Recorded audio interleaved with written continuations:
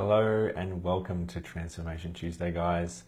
I'm Chris Jackson coming to you live, and I'm going to wait for a few people to jump on while you guys are jumping on and while I'm waiting for you guys.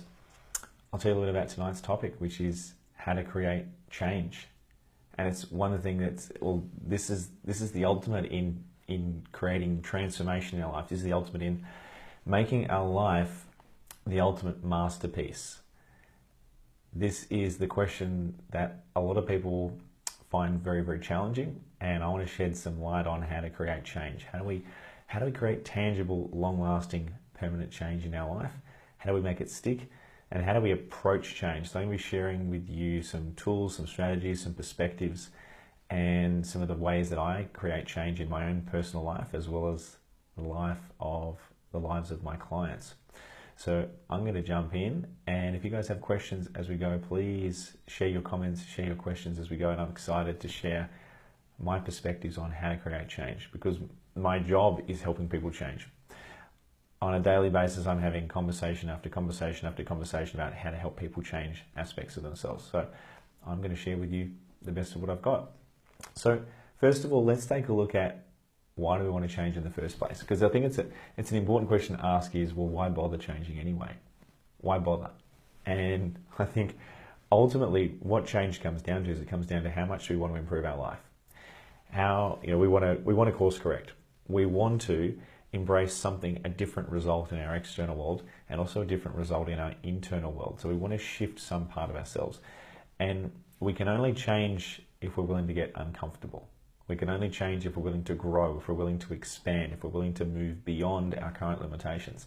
So we have to have a level of commitment to actually wanting to change, because a lot of people want to change. So first of all, in our mind, we've got to get super, super motivated and really compelled to want to change. Otherwise, it's just not going to happen. So the first element here is we've got to care about change in the first place. Otherwise, we're not even in the game. Hey, Angela, good to have you here. We're talking about change today.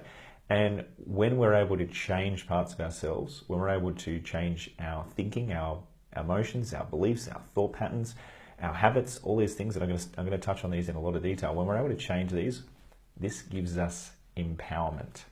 This is what it's about. It's about empowerment, because we want to be empowered. Hey, it's all good. We've only just started, Angela. Good to have you here. So we want to be fully empowered to be able to create the life that we want. Now, we have to reverse engineer and hack our reality such that we can create the results we want. So I'm going to share with you a couple of examples, but before we get into the nitty gritty, I think it's important to build out the understanding of change and why it's so important. Because we all have a life purpose. We all have a reason why we've come to this experience, we've come to this life. We've all got our own unique purpose. Now, we can either choose to embrace and discover and be the expression of our life's purpose or not. Now, that's a choice. So we can deny that, or we could expand and we could embrace that, and that's a choice. And if we don't embrace change, then we will not get access to the tools, the skills, the strategies, and the way of being that's required for us to live that. So if you like the idea of living your life's purpose, then you're going to love change, because change is automatic, but progress is not. So what does that mean? Well, it means that we're always going to experience change. What matters is that change moving us in the direction that we want, and is that change giving us empowerment? So I'm going to touch on some really powerful strategies on how we can change, and how we can change the deepest, most unconscious parts of ourselves to create better results. So first off, we have to first embrace change. We have to recognize that if we're experiencing a degree of pain around something, that's one way of changing. Alternatively, we don't necessarily have to be experiencing pain. We can just choose to change before the pain arrives. Now, here's the thing. A lot of us, we wait for the pain to arrive before we then want to course correct, before we want to change. For a lot of us, we stay in the comfort zone, and then eventually what happens is the comfort zone becomes the pain zone. It becomes too painful to stay there. Then all of a sudden we think, oh, I've got to do something. I've got to course correct. So, and tell me if you guys can agree, we've all experienced a painful scenario in our life of some degree, whether it be breaking up with a partner, whether it be being in a job we don't like, maybe having bad health. There's something that happens in our life that causes us to want to course correct, causes us to make a different decision. causes us to alter the trajectory of our life. Now, as I said, we don't have to wait for some tragic, big, nasty event to happen in our life to create change. We can just decide to change from a place of peace and happiness and decide that we want to naturally keep improving our life. Yeah, so we can decide to choose to change whenever we want. We just need to understand that in order to create change, we have to be committed. We have to actually want to create the change, because a lot of people want to change, but they're not willing to put in the effort. They're not willing to have the resilience and the commitment to create that change. And I'll touch on the reasons why it's so hard, why it's so hard for people to change, because there's a lot of patterns, there's a lot of programming that we experience as a human being.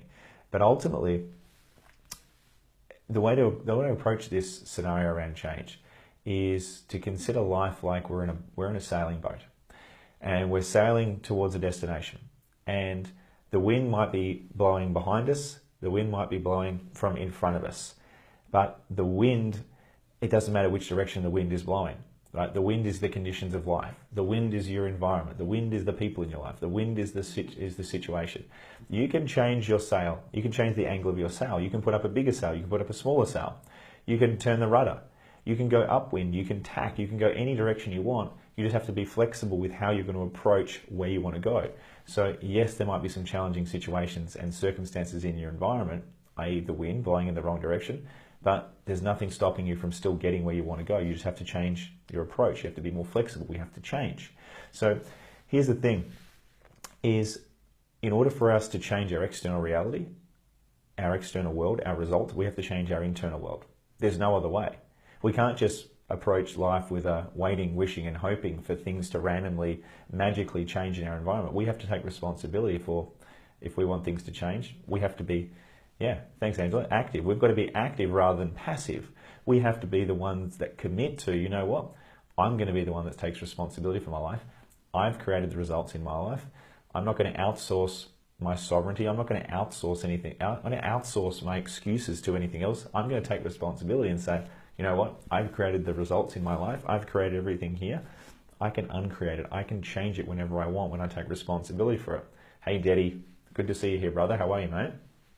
So we need to take responsibility for change. And just like a caterpillar goes, puts itself in a cocoon and goes through the process of metamorphosis, I pronounced that right, metamorphosis, and turns into a butterfly, we as human beings can also go through the same process of transformation, of shifting all the patterns and the habits and the processes and the personality and our values and our belief systems and everything within us. We can shift all of that. I'm going to touch on that in a second as to all those different categories, those little internal dials of our mind that we can shift.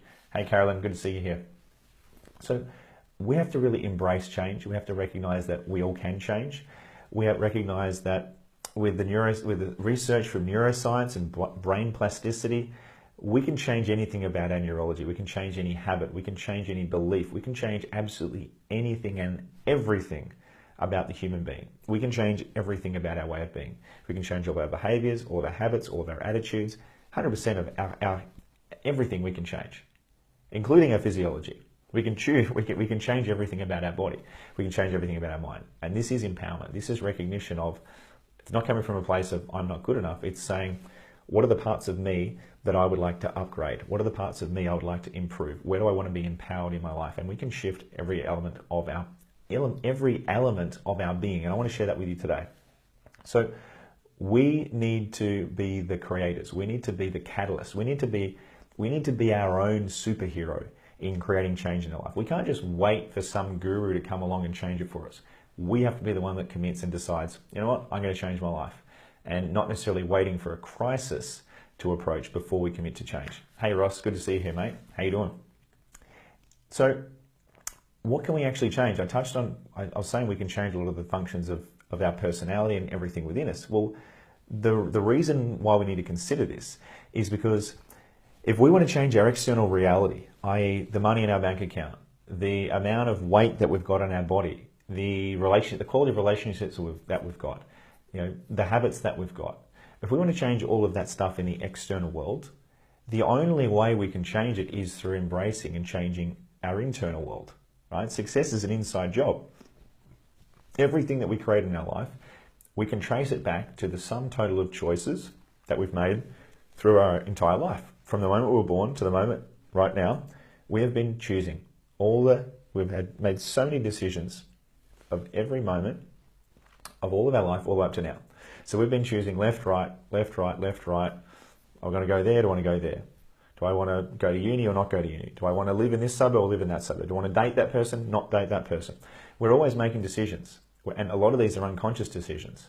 So we need to take responsibility for, well, look, whatever I've created in my life, I've created it, and I can take responsibility for it. So really what we now know is, from that we can recognize, well, my external reality has been created. It's a reflection of my internal reality. So now we have to go internal if we want to create change. We have to go, right, I'm going to take responsibility for my life.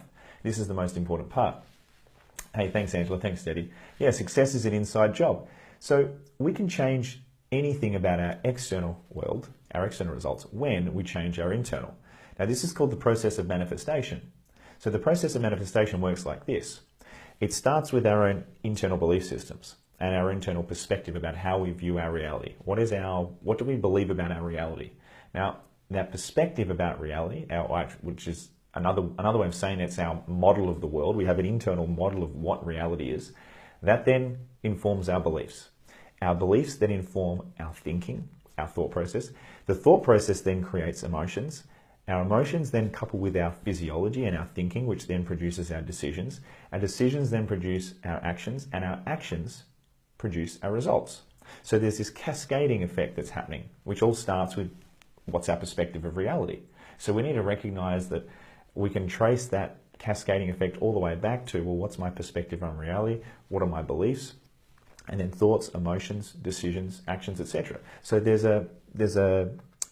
links in the chain, and this is a cascading effect that is happening whether or not we're aware of it. So just like the law of gravity, this is happening whether or not you're aware of it, and the degree of awareness that you have is irrelevant. This is a process that's happening. This is happening for every single human being. So we need to start to get curious about, well, if I want to create change, what's the part of me that I've got to change? And I'm going to suggest there's several categories that we can consider to create change. Now, what are these categories? Well, there's a lot of them. And I've just got 10 listed here. And I'm going to put this up in the show notes afterwards so you guys can have this. The first aspect is purpose. We can change our purpose. Now, again, some people, they have no purpose. They have no idea what their life's purpose is. They have no concept of that. So you can go from not having a purpose to having a purpose. Now, and again, I appreciate this is a huge topic in terms of, well, what is our life's purpose? Well, if we have never even contemplated what our life's purpose is, or if we haven't got a very, very specific, articulate, powerful, emotionally charged, certain sense of what our life's purpose is, then we're missing out on a huge proportion of our ability to create results in our external world. So we've got to embrace what is our purpose. And then there are varying different degrees of certainty and alignment and feeling of magnificence and authenticity. I think authenticity is probably the true word here. Is you want an authentic purpose, something that's authentic to you, not a purpose that's something that's grandiose or something that's egotistical or something that's going to look good to the outside world. You want a purpose that resonates with your core, that resonates with your spirit. So that's the first element. Another category that we've got to get clear on in terms of what we can change is our identity. Our identity is simply what we believe about ourselves. Our identity is simply what do we believe, who do we believe we are? You know, are we a leader? Are we a role model? Are we a follower? Are we kind? Are we compassionate? Are we heartless? Are we intelligent? Are we not intelligent? These are all the belief statements. This is the I am statements that we have in our unconscious mind, in our dialogue, that are going to determine what's our sense of identity. And this has been conditioned. 100%. The conditioning has been happening ever since the moment we were born. And we can either be conscious of the conditioning and choose to change it, or we can choose to leave it the same. Now, this is empowerment. So you're welcome, Angela. So our identity it's like a program.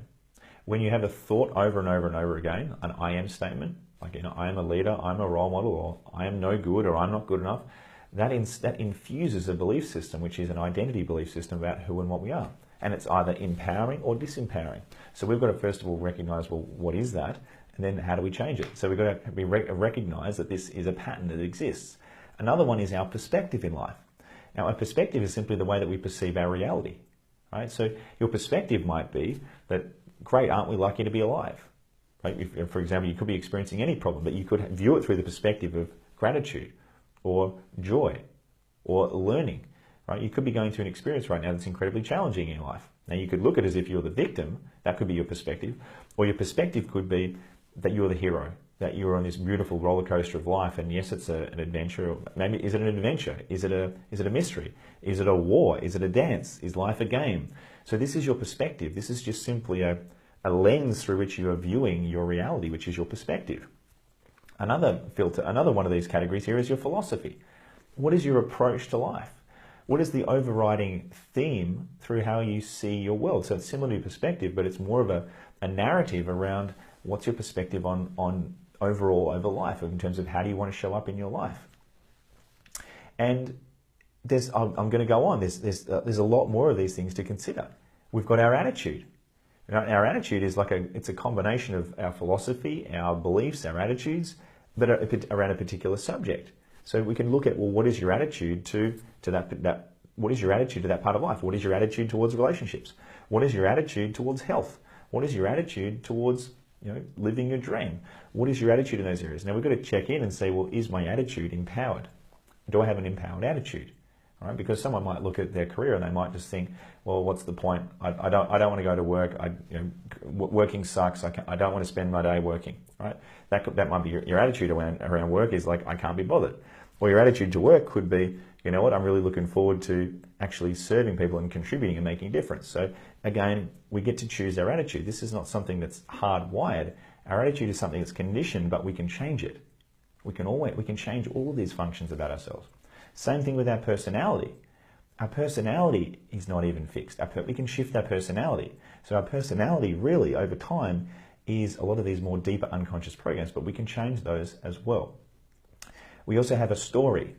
We can change our story. Our story is simply the narrative of what we tell ourselves of what we've experienced in our life, right? An example of our story is, am I the victim?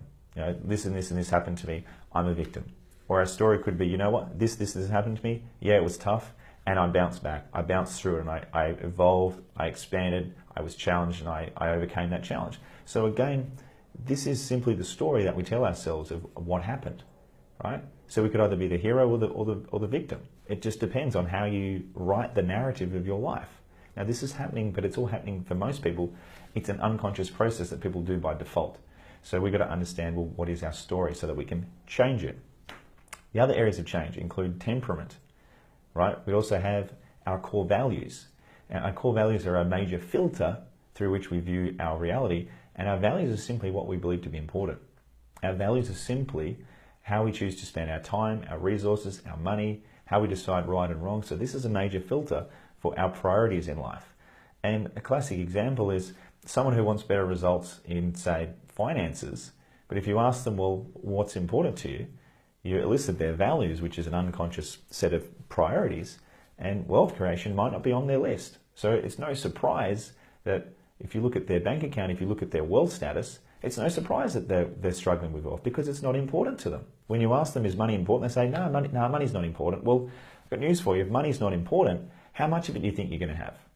All right? If you just said your partner wasn't important, do you think they're going to stick around? If you said your health is not important, how healthy are you going to be? So we need to recognize that these are some unconscious programs. Our values are unconscious programs that are driving most of our behavior. And this is all unconscious programming. 95% of our behavior is determined from our unconscious mind. 95%.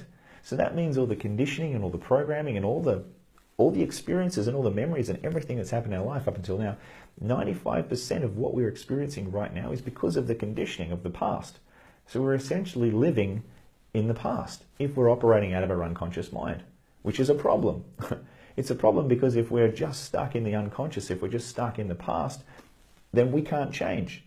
This is what we're talking about. We're talking about changing. So we need to use our conscious mind, which is 5% of our processing power. We need to use that 5% to hack the 95% of our unconscious mind to create the change. So this is the conversation we're having right now.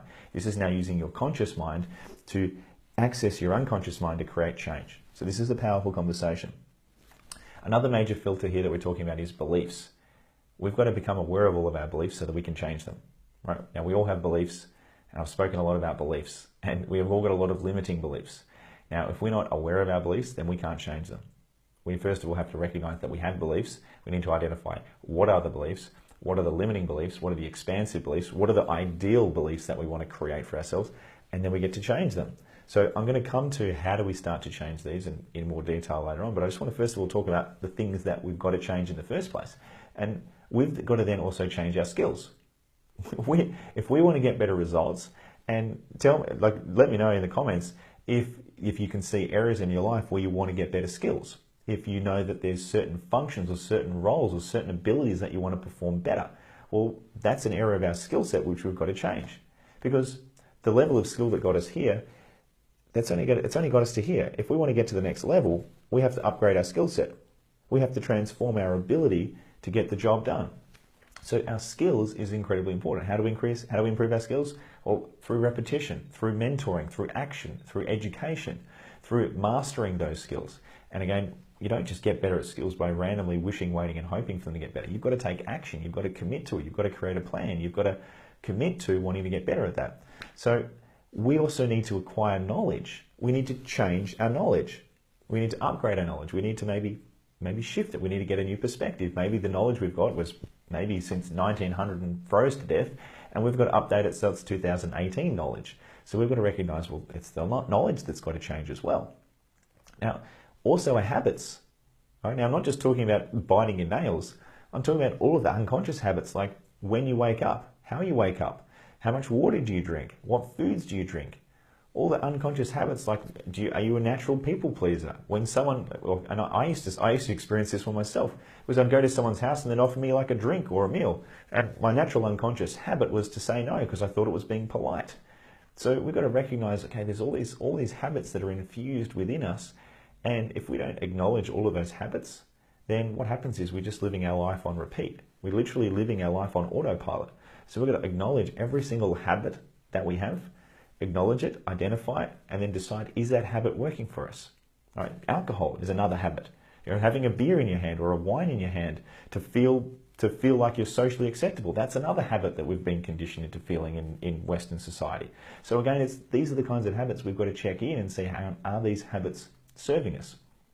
Another key filter here is language. We have to be aware of our language that we're using, because if we're not using empowered, powerful, articulate,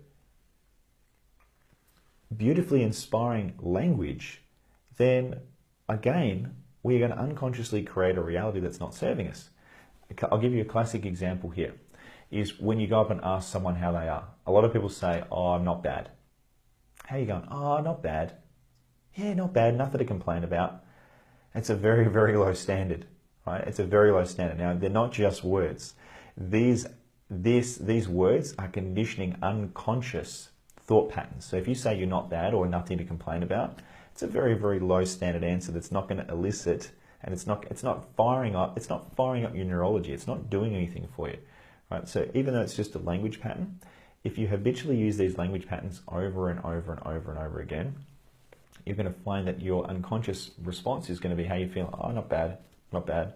So we've got to hack our neurology. We've got to start to transform our vocabulary and come up with some juicier, some nicer, some more empowering words that are going to light us up, that are going to create a picture. Because when you use a word, when you actually use a word, what you do is your mind actually projects a picture out in front of you. You project a picture, you might project some sounds, you project a feeling. So those words are pointers. They're energetic pointers that create energy within you. So the words you use, they will either empower you or disempower you completely. So be aware of your language, because your language is creating your reality. So you've got to change your language. You've got to mix your language up. Be aware of it. And again, you need to be aware of your language. So this now leads to the next part, which is now talking about radio. Well, Chris, you've told me all about these areas for change. Well, how do we physically do the change? Well, let me tell you. We have to have awareness first. So step one is we need to have awareness of the areas of life that we want to change. We have to have awareness, because if you're not aware of something, you can't change it. Right? Awareness has to precede change. So once we're aware of something, we can now change it. But again, we also now need to have an empowered level of awareness in order to know, well, what parts of that do I want to change? What specific facets of that? What elements of that? In what context do I want to change that? So we've got to get really, really curious about, well, what are the parts that I want to change? So you want to go back to that list that I just mentioned before, and look at all those elements, your philosophy, your attitude, your personality, your habits, your skills, your knowledge, all of that. And you've got to say, right, well, I need awareness of what are those elements, how do I, and even just gaining awareness of those in itself is incredibly powerful, because once we gain awareness of those, we can now change it. Because someone who's not aware, they can't change. So someone who don't want to change, or they don't have awareness, they're not even in the game of creating any change. So we need to understand specifically what are those areas that we want to change about ourselves. And in order to do that, we've got to take a look at ourselves. We have to have awareness. And what we need to do is we need to acknowledge what the gap is, because there will be where we are now and then where we want to be. And there's always going to be a gap. So we have to acknowledge the gap. We have to go, you know what? I've got a gap here. I'm here right now in this domain, in either my knowledge, my skill, my values, my beliefs, my attitude, my philosophy, my purpose, and I want to get to here. And then what we can do is we can build out a roadmap, or first of all say, well, where do we want to go? What's the outcome? Hey, Bella, good to see you here. And we can now build out a roadmap or a plan about, well, how do we close the gap? And this is a process that only happens by checking in and seeing, where are we at now? Where do I want to be? So we can actually change it. So that's the first process, is where am I now? Where do I want to be? And what's the gap? Now, the next thing is we've got to now recognize, well, what is that gap? What is the gap? Is it that we're not taking action? Is the gap that we're afraid? Is the gap that we just simply don't have the commitment or the work ethic or the resilience or the courage? What is the gap? What's the root cause of why there is a gap there in the first place? Is it a belief? Is it an attitude? Is it some perspective that we're missing, or maybe a faulty thinking pattern that's causing us to run this dysfunctional way of being, or this behavior that's getting in the way of us creating that result? So we now have to say, well, I've got a gap. What is the gap? And saying, well, what category does that gap fit into? And then we've got to then reverse engineer that experience to close the gap. We have to reverse engineer it. We might have to say, rightio, maybe I need some mentoring, maybe I need some coaching, maybe I need to get educated, maybe I need to shift my attitude, maybe I need to surround myself with different people, maybe I need to immerse myself in a different country, different environment, maybe I need to remove the opportunity to buy alcohol from my life, or maybe I need to remove my particular friendship group. We've now got to get really clever about how to reverse engineer that process, such that we can close the gap effectively and powerfully. So this is where we've got to get really, really clever and really hack that gap, hack the gap. We've got to hack the gap and recognize, okay, I need to get very, very clever about what that gap is and how to actually hack it. So I want to give you guys some strategies and suggestions on what is that gap and how do we hack it. So the gap typically is going to be lack of action. It's going to be a limiting belief. It's going to be a fear, or it's going to be procrastination. It's typically going to be one of those, or it's going to be a lack of awareness around the problem. So we won't actually know what the real problem is. Now, in reality, the problem is very rarely ever the actual root cause problem. So the problem is never the problem. We need to look below the tip of the iceberg and go, well, what's actually going on? What's actually creating the problem? So a classic example of procrastination would be, we might look at the gap and say, well, I'm procrastinating. If you look a little bit further below the iceberg, you'll see that procrastination is usually fear of success, fear of failure, perception of a skills deficit, running a perfectionist pattern, lack of a sense of connection to our purpose, or fear of failure, fear of success, fear of being judged, one of these things. So we've got to look a level deeper and go, okay, wow, what's actually going on here? So we need to have awareness. Again, it comes back to awareness, because once you have awareness, you can overcome it. But without awareness, it's just this mysterious blob of a problem that's just holding us back. It's like an invisible handbrake. So we need to get very, very curious about and self-inquiring within us to see, well, what is my gap? How do I move beyond that limitation? And it can't be done unless you have awareness of it. So I want to give you some structure and around how you can create change. Because unless we have a structure in place, unless we have a plan, then the change will happen, but it's not necessarily going to be conscious change. So I describe conscious change as conscious growth. Random change is just change for the sake of change, whereas conscious change is conscious growth. Now, conscious growth is powerful because you're now growing in the direction that you want, and you're now empowered because you're now just not randomly changing with the winds of life. You're deliberately sailing in that direction because you want to go in that direction. So we first of all need to interrupt the patterns. We need to interrupt all the habits and all the patterns that we are running. So we need to become, again, awareness. Once you're aware of the habits, you can interrupt them. So What we've got to do is we need to be aware of them. Like, for example, what you can do is, and this is what I recommend for all of my clients do, is during the day, we have regular interruptions, which is an alarm that goes off every hour of the day. And you set your alarm to go off every hour of the day to remind you to interrupt whatever you're doing and come back and be present, to be connected, to be aligned, to bring yourself to a place of peace, and to bring yourself to a place of love and joy, and reflect on the magnificence of who and what we are. So it doesn't matter how busy you are, it doesn't matter what's going on in your life, your alarm goes off and you've got a structure to go, I'm going to close my eyes, I'm going to do a quick little meditation for 20 seconds, I'm going to bring myself back and I'm going to be present. That's an example of structure that interrupts whatever pattern that you're running. Same thing as whenever you walk through a doorway of a new house. And this is what I do. Whenever I enter a building, I go through the door, and that's a trigger to know, okay, great, what energy, what's my intention? What am I bringing to this building? Who do I want to be? How am I showing up? What's my philosophy? How do I want to impact and influence these people from a place of contribution? So that's just some examples of how you can set up triggers to interrupt the normal habits and the habitual patterns of life. So we can also set daily intentions. When you wake up, if you choose an intention, something you want to focus on for the day, and put it on the screensaver of your phone, that's another way of reminding yourself, using structure, to hack your reality. Because every time you look at your phone, you remind yourself, oh, that's my intention for today. Brings you back to a place of intention, of deliberate consciousness. So this is powerful stuff. I also recommend a daily review. A daily review is a process when you get to the end of your day and you open your journal and you write all the experiences that you had. What were my challenges? Where were the areas where I dropped the ball? Where did I do well? What did I enjoy? What did I not enjoy? What was the dysfunctional elements that I experienced? What was the suffering? What were the emotions I experienced? Where do I need to improve? So again, if you do this on a daily basis and you reflect and you extract all the experience from your mind on a daily basis every night, you speed up that learning process, you speed up the process of change, because you now increase your level of conscious awareness about all the facets of yourself, because you're now observing yourself. If you don't stop and reflect, and if you don't stop and observe yourself, then you can go days, and if not weeks, if not years, of running the same pattern without having an opportunity to reflect, to then course correct.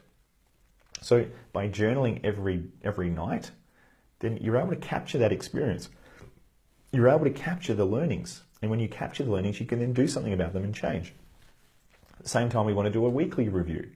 I recommend doing a weekly review, which is every Sunday. You rank yourself. You create all the different dimensions of life that are important. And I've spoken about this before on previous lives, but you want to create all the different dimensions of your life. Everything from personal development, relationships, finances, health, career, business, etc. Maybe compassion, love, friendship, all these areas. And you give yourself a ranking. How are you doing out of 10? Give yourself an honest ranking. And that gives you self-awareness about, where are my gaps? What do I need to improve?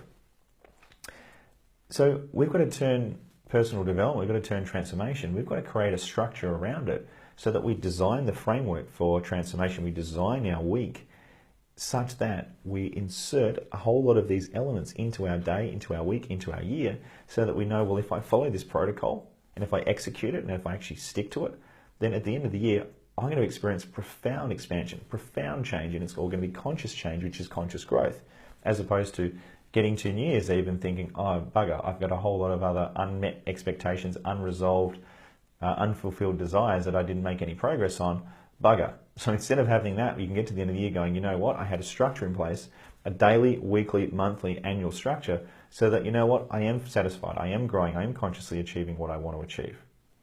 So this is the power of having structure around personal development. So the other aspect that I'm going to share with you is really around making time and prioritizing ourselves. It's prioritizing us, because there's no one in the world that's more important than you. You are the most important person in the world. Doesn't mean you're better than anyone else. This isn't self-righteousness or ego. This is, you are the most important person in the world, because you are your own sovereign being, and you have the entitlement to prioritize you as the most important person, because when you prioritize you, you can give so much more. You can make more of a contribution. You have to look after yourself first. It's like the metaphor of taking the oxygen mask first before you give it to someone else. So this is the principle that we have to apply, because by us focusing on us first, we have more to give. We're able to expand, we're able to produce more, we're able to make more of an impact, we're able to be the greatest version of ourselves. And everyone has this philosophy, if everyone looks after themselves, to take care of themselves so they can then give more, the world will be a much better place and our lives will be completely transformed. So that's just a little thing I just want to remind everyone is we've got to ask ourselves, how much are we prioritizing ourselves? How much time and energy and resources and money are we prioritizing for the most important thing in the world, which is us? We need to say, well, I am the most important thing in my life. And my decisions, my actions need to align with that. Otherwise, I'm going to be sabotaging myself. Otherwise, I will not be expanding. Otherwise, if I don't do that, then I won't be the best version of me and I won't be able to contribute. I won't be able to live my dream. I won't be able to live my purpose. I won't have the energy that I need to be able to give and create the life that I want.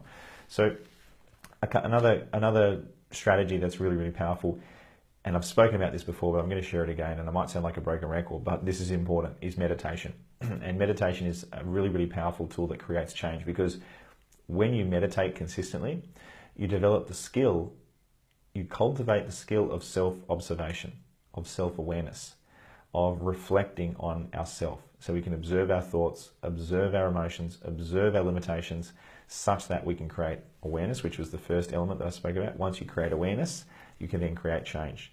So meditation is a master skill that I believe every single human being on the planet needs to be a master of if we are to truly master ourselves.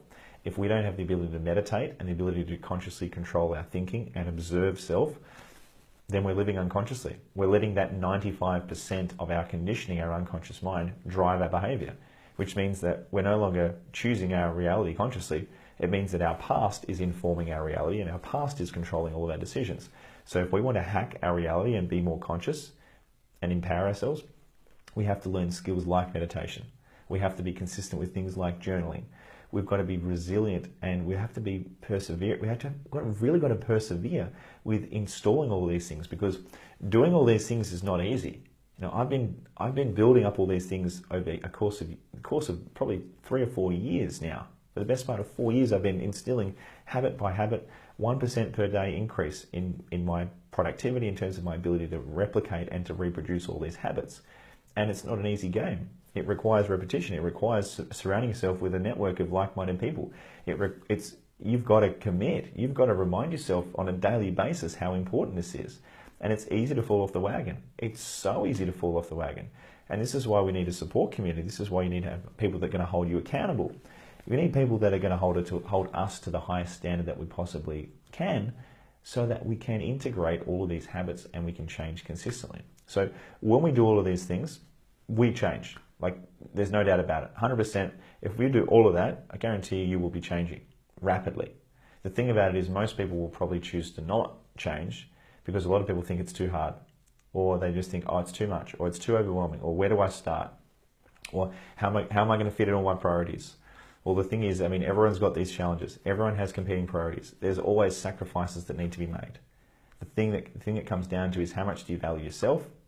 What's truly important to you in your life? And we need to live our life consciously live our life according to our values, towards what's important. What are the real priorities in our life? When we can live based on our values and in alignment with our priorities, that's when we experience flow. That's when we experience living in alignment with our life's purpose, because we now are consciously aware of what's important and our actions are in alignment with our thinking. And our thinking and our alignment are both in the same direction, and it's conscious thinking and it's conscious decision making. So that's what I want to leave you guys with. I know we've covered a lot there. I'm going to put up some of these in the show notes. I'm going to put up a bit of a worksheet. And it's okay to feel like there's a lot here to focus on. There is a lot there. There is so much to work on. But don't do the overwhelm strategy. Don't do the, oh, there's so much to do, there's so much to change, where do I start? Just pick one. Pick one thing and focus on it, one thing at a time. Once you've implemented that, bring in another thing. Then bring in another thing. So just go with the approach of increase by 1% per day. Just go for 1% per day. You don't have to master everything all at once. Just go for 1% per day. Keep improving, keep working on it, keep reflecting, and keep following these principles, and you'll get there. That's the way to do it. So, thanks, Angela. Thanks for tuning in. I'm going to leave it there, guys. And as I said, I'll put up some of these notes in a worksheet for the show notes. And yeah, please reach out if you've got any questions. I look forward to seeing you guys again soon. Have a magical week, and I look forward to seeing you again for next Transformation Tuesday. Thanks again, guys. I will see you again soon. Bye for now.